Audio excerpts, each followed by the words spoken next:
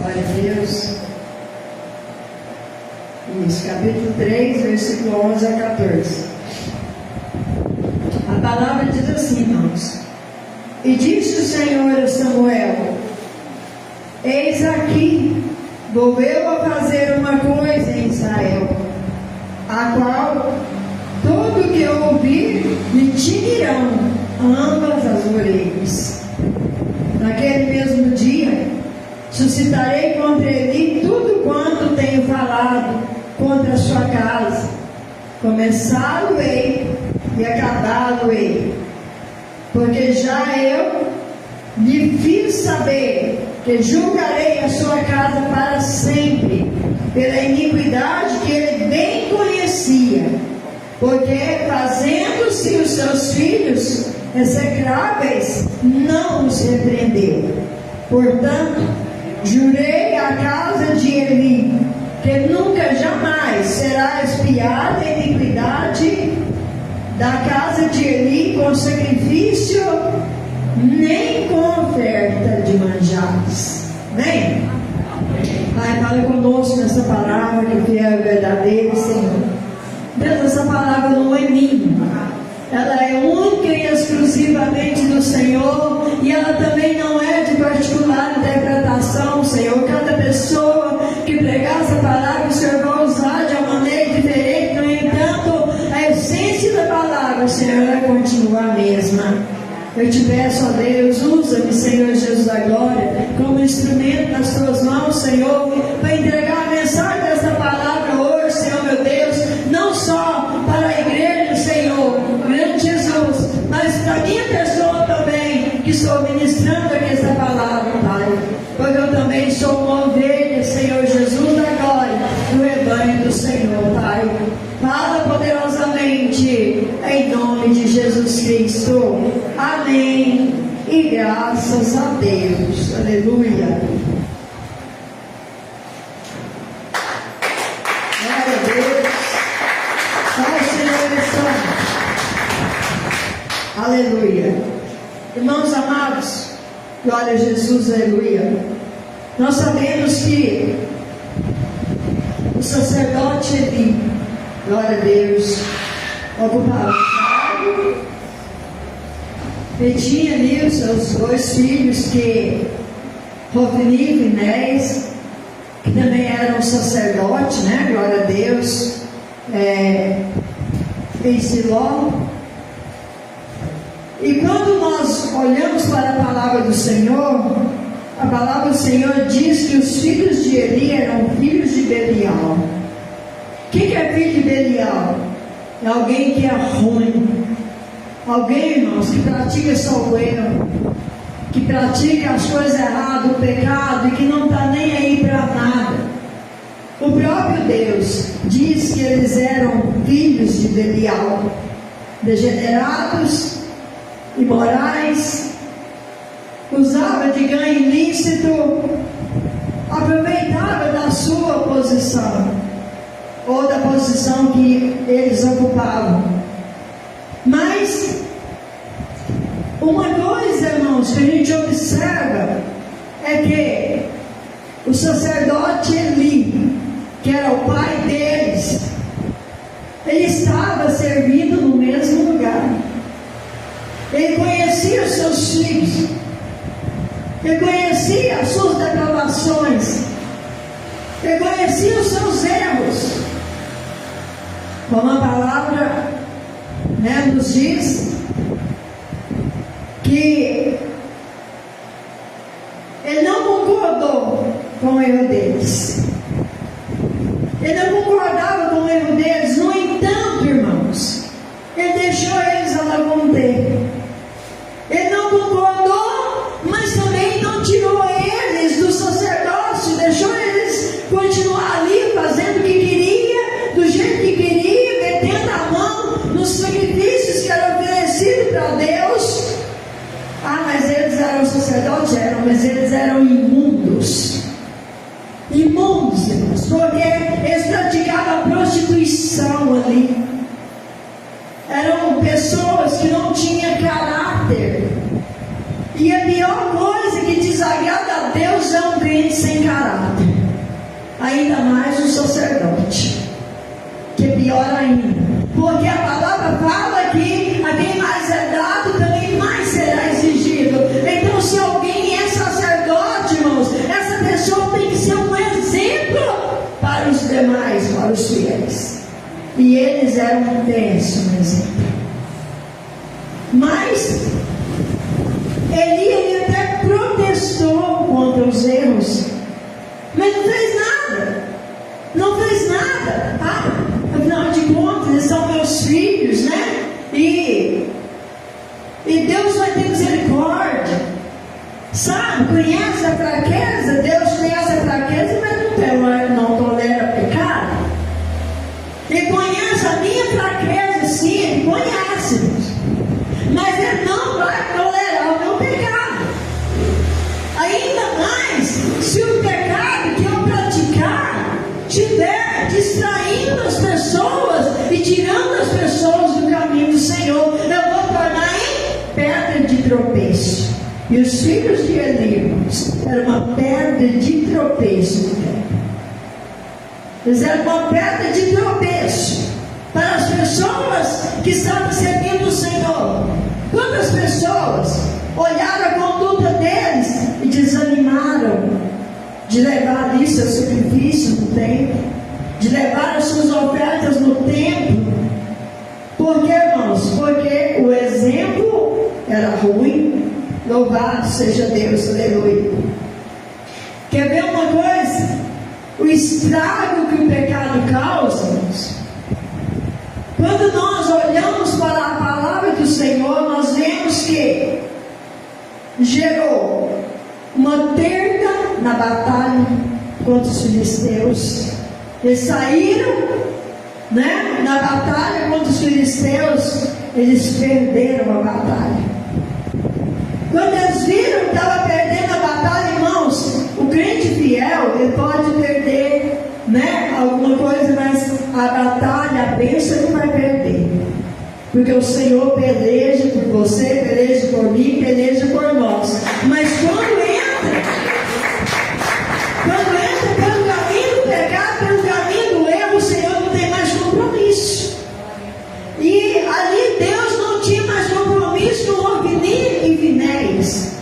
Então, quando eles viram que a batalha estava sendo perdida, então eles disseram: vamos buscar a arca do Senhor, vamos buscar a arca da aliança, porque a arca simbolizava a presença de Deus.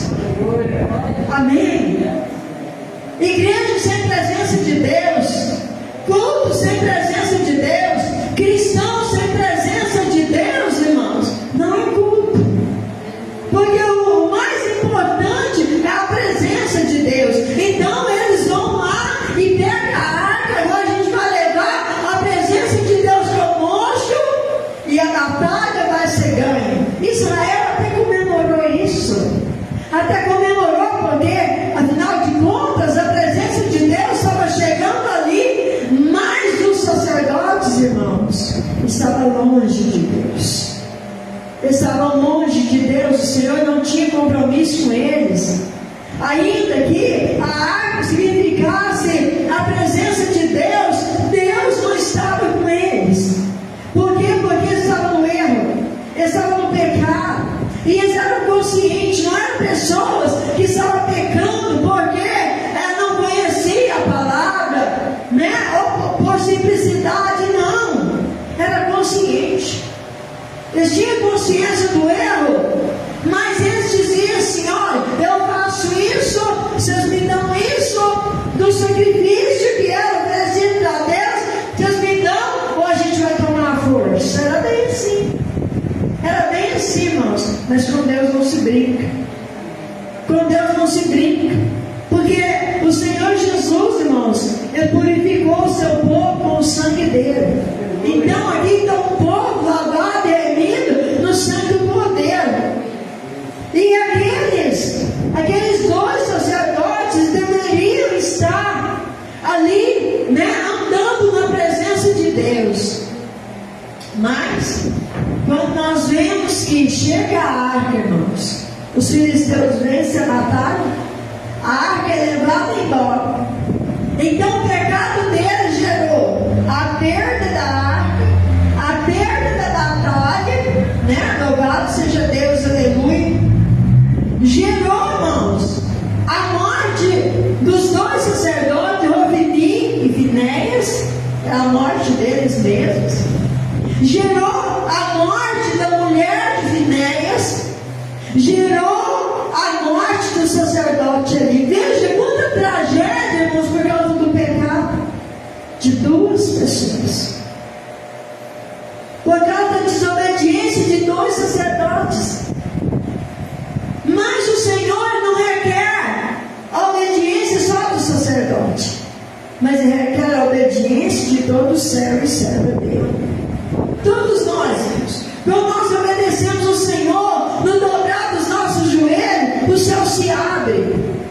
O céu se abre. Ah, mas eu não sei nem falar direito, eu não sei palavras bonitas para orar. O Senhor está preocupado com isso, não, gente. O Senhor está preocupado. Se você tem, né, mãos santas para erguer para o céu, sem ira, sem contenda, que mãos limpas, glória a Jesus. Se você tem vestes brancas, se você dobra o seu joelho, se você olha para o Senhor e pede socorro, o socorro virá. Aleluia. O socorro virá. Quer ver a diferença entre que serve a Deus e que não serve? Lembra de Daniel?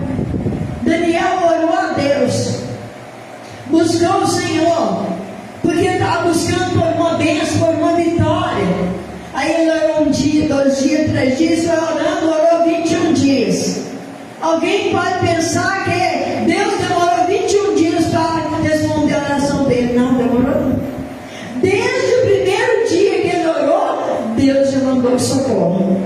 Só que os demônios, eles tentaram impedir os anjos de passar com a bênção de Daniel.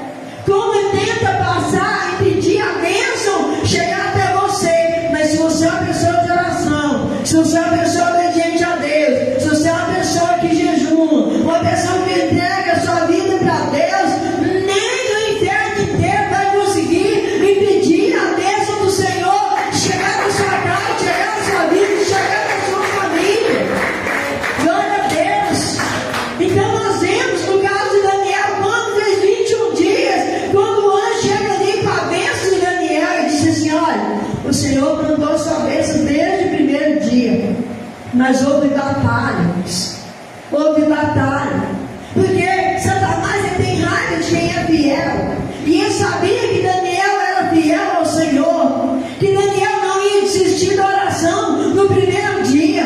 Tem pessoas que oram a Deus 1 dia, 2 dias, 3 dias, uma semana, a bênção não chegou. Vou largar a mão disso, não adianta. Fui na igreja, fiz uma campanha de 7 dias, não aconteceu nada, minha bênção não chegou. Gente, nós fazemos papel de tolo quando nós agimos assim, porque o Senhor, Ele não deixa o seu povo sem uma resposta, Ele não deixa o seu povo sem a bênção, não deixa o seu povo sem a vitória.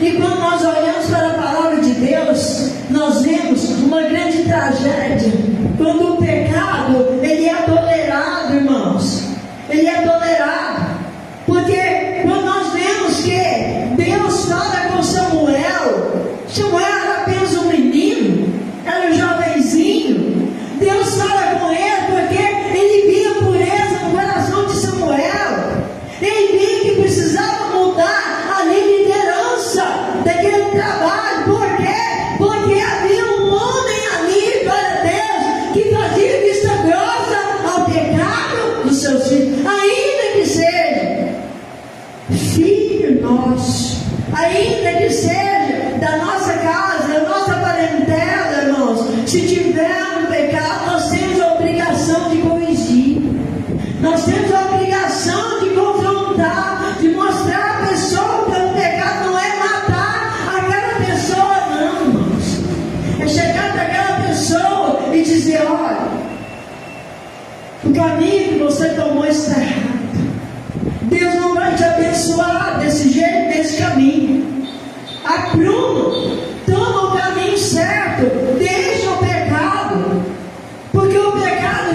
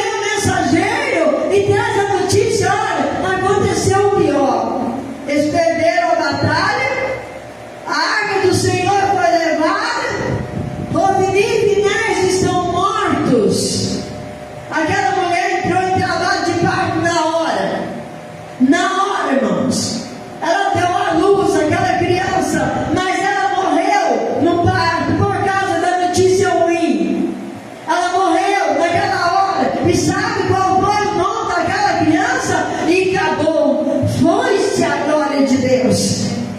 Será que nós vamos olhar para a nossa casa, para a nossa vida e falar que não acabou na nossa casa, na nossa vida? Foi-se a glória de Deus? Não, irmãos. A presença de Deus está na nossa vida, está na nossa casa, está na nossa família, porque nós somos fiéis ao Senhor, nós não toleramos o pecado, nem para nós, glória a Deus, nem na nossa casa. Não toleramos, não podemos fazer isso, porque se fizermos, nós vamos ficar encrencados, de verdade. Glória a Jesus. Eu falo para os irmãos, o exemplo tem que partir daqui, ó, daqui de cima. E eu quero dizer para vocês, a gente não tolera isso dentro de casa, não tolera, nem com o filho, nem com ninguém, porque hoje, por exemplo, hoje assim é moda, né? Os namoros hoje já começam a namorar, já dorme junto, né? Já vai, o namorado dorme na casa do namorado, o namorado dorme na casa do namorado e dorme tudo junto. Parece normal isso, né? Só que pra gente não, porque é pecado. É pecado. Na nossa casa a gente não aceita, não. Nossos filhos sabem muito bem disso. Na nossa casa a gente não aceita. Não aceita. É filho, achou bom, achou ruim, mas eles sabem que está errado. Eles sabem que está errado. Já aconteceu isso. Já aconteceu na nossa casa. O filho vinha com a namorada, primeira vez, a gente não conhecia, trouxe para casa, né? Ela vai dormir aqui. Fiquei só observando, né? Mas os esposos. Aí eu peguei o colchão, arrumei o quarto dele, né? Arrumei o quarto dele, para que todo mundo é bem-vindo na minha casa, só não aceito ele, as pessoas não aceitam. Arrumei o quarto dele, peguei o colchão, coloquei ele na sala e disse para ele: tudo bem, ela é bem-vinda, que ela vai dormir aqui, mas ela vai dormir no seu quarto, você vai dormir lá na sala, no chão. Aí ele deu uma olhada assim, né? Não concordando muito, mas entendendo que eu estava certo. Aí ele catou o caladinho, catou o travesseiro dele, foi e dormiu lá na sala. Sabe por quê, irmãos? Porque a gente não tem moral para pregar se a gente aceitarmos. A gente perde a moral, a gente perde a autoridade para pregar contra o pecado se a gente aceitar o pecado só porque é nosso filho. Ele aceitou porque era filho dele. Se fosse de fora, talvez ele tivesse dado uma repreensão, tivesse tirado do cargo. Gente, mas a coisa mais difícil que tem é abandonar a cadeira, sabia disso? Posição. As pessoas às vezes valorizam tanto a posição, mas não valorizam a obediência a Deus, irmãos. Não adianta a gente ter posição, não adianta a gente ter cadeira, a gente ficar na cadeira. Sabe o que aconteceu com ele? Ele estava sentado na cadeira, ele ficou naquela cadeira. Tipo, daqui não sai, daqui ninguém me tira. Deus tirou. Quando chega a notícia de que tudo aquilo tinha acontecido naquela tragédia, ele caiu da cadeira, quebrou o pescoço e morreu. Talvez, irmãos, a história poderia ter sido diferente. Poderia, né, ter sido diferente. Os filhos poderiam ter mudado de atitude, né? Mas ele foi ali omisso. Ele foi omisso nas suas atitudes, na sua maneira, né? Glória a Deus, de tratar com seus filhos. Porque muitas vezes é fácil, né? A gente corrigir uma pessoa que não é da família, né? A pessoa que não é de casa. A gente às vezes é fácil. Mas quando é de casa, às vezes a gente tem, às vezes, né, aquele desejo, às vezes, de, né, passar a mão na cabeça, mas isso está errado. Se a gente fizer isso, irmão, nós vamos estar nos assemelhando ao sacerdote ali. E eu não quero cair na cadeira e quebrar o pescoço, não. Eu quero, irmãos, eu nem quero cadeira, não quero posição, não quero fama, não quero nada disso, não quero like. Tudo que eu quero, aleluia, é mostrar para cada pessoa que está do outro lado, cada pessoa que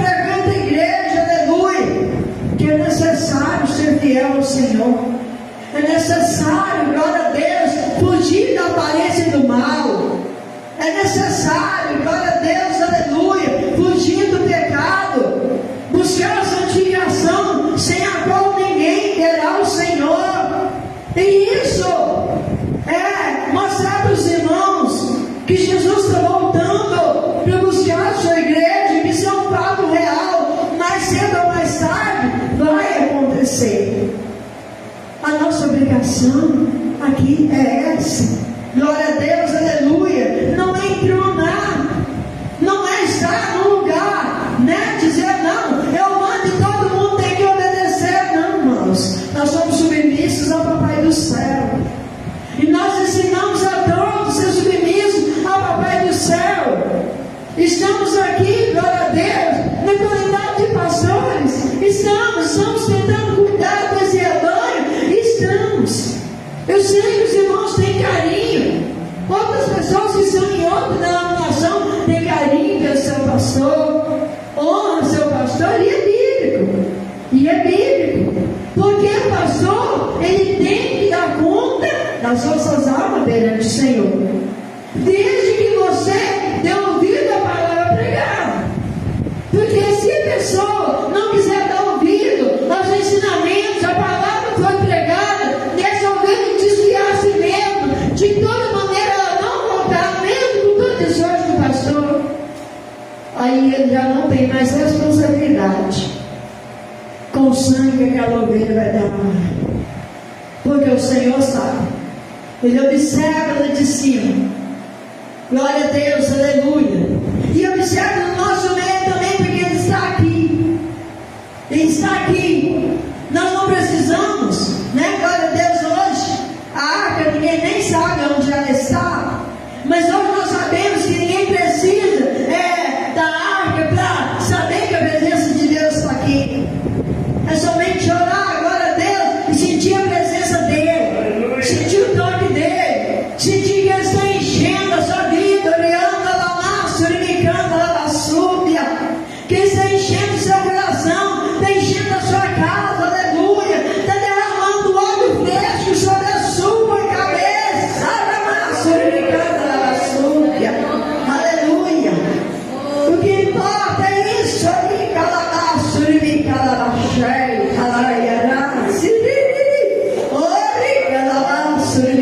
lavassúbia. A presença do Senhor, irmãos, é o mais importante. Se você tem a presença de Deus, aonde quer que você vá, o que quer que esteja acontecendo na sua vida, o Senhor não te deixará perecer.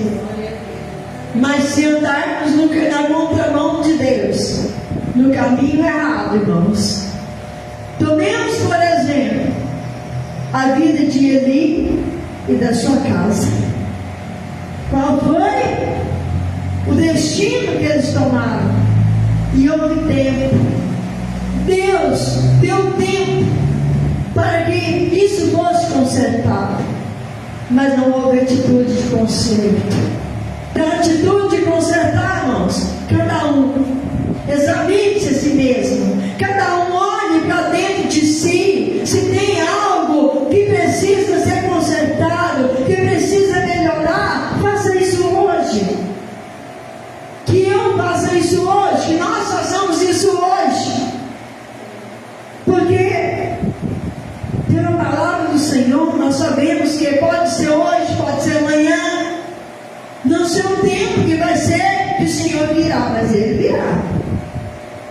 E vai pegar muitos de surpresa, muitos de surpresa, que vai dizer: Senhor, eu comi, vivi na Tua presença, eu profetizei, eu preguei nas praças, eu evangelizei, distribuí folheto, e Ele vai dizer: afastai de mim, porque não te conheço, vós que praticais a iniquidade. Acho que o Senhor, essa palavra está saindo só para vocês? Não, ela passa por mim primeiro, porque o Senhor corrige a todos de igual maneira. O Senhor não tem predileto, irmãos, e corrige o pastor, e corrige o missionário, e corrige o evangelista, o diácono, o presbítero, e corrige os membros, corrige todos. Sabe por quê? Porque nos ama. Isso é sinal de amor. O pai que ama o seu filho, ele vai aplicar a correção necessária. Não é espancar, matar o filho de bater, não. É chegar e mostrar a ele o caminho que ele deve andar, dando o seu próprio exemplo. Glória a Deus. Amém? Amém. Então nessa noite, glória a Jesus, aleluia. Aqui está uma coisa que poderia ter sido evitado. Glória a Jesus, aleluia. Mas quando o pecado entra, a glória sai. E o pecado entrou e a glória saiu. Mas aqui eu quero dizer com muita alegria que o pecado saiu e a glória de Deus entrou.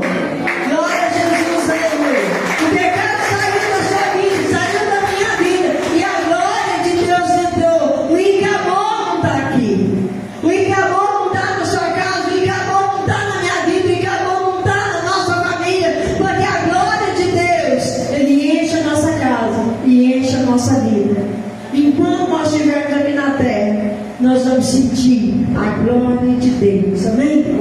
O Espírito Santo de Deus